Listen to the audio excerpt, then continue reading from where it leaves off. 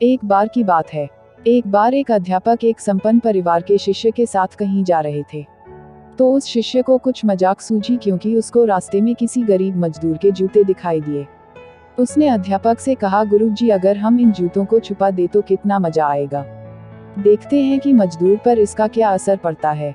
अब उसको तो मजाक सूझ रहा था, लेकिन गुरुजी ने कहा कि नहीं, गरीब इंसान के साथ इस तरह का भद्दा मजाक करना ठीक नहीं है।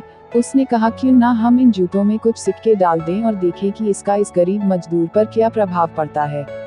उन्होंने ऐसा ही किया। जैसे ही मजदूर अपना काम करके लौटा और उसने एक पाँव अपने जूते में डाला तो उसको कुछ कठोर सा महसूस हुआ। उसने अंदर हाथ डाला तो उसको कुछ सिक्के दिखाई दिए। वह थोड़ा आश्चर्य में पड़ गया। आसपास किसी को देखा तो कोई भी दिखाई नहीं दिया।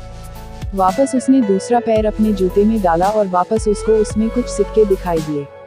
अब दोनों जूतों के सिक्कों को उसने अपने हाथों में रखा और प्रभु की तरफ इशारा किया, हे प्रभु, पता नहीं किस भले मानुष ने यह सिक्के मेरे जूतों में छुपाए हैं, लेकिन जिसने भी छुपाए हैं उसको मेरी दुआ है ताकि इन पैसों से मैं अपने बच्चों और पत्नी के लिए कुछ खाना और दवाइयाँ ला सकूंगा। और इतना बोलकर वह चला गया।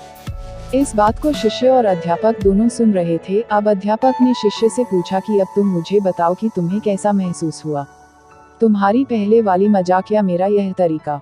तो उसने कहा कि गुरुजी, मैं आपसे क्षमा चाहता हूँ। अब मुझे समझ आ गया है कि सच्ची खुशी किस चीज़ में है। जब हम किसी की मजाक उड़ाते हैं तो हमें कुछ पल का आनंद मिलता है, लेकिन इससे हमें बद्दुआ मिलती है।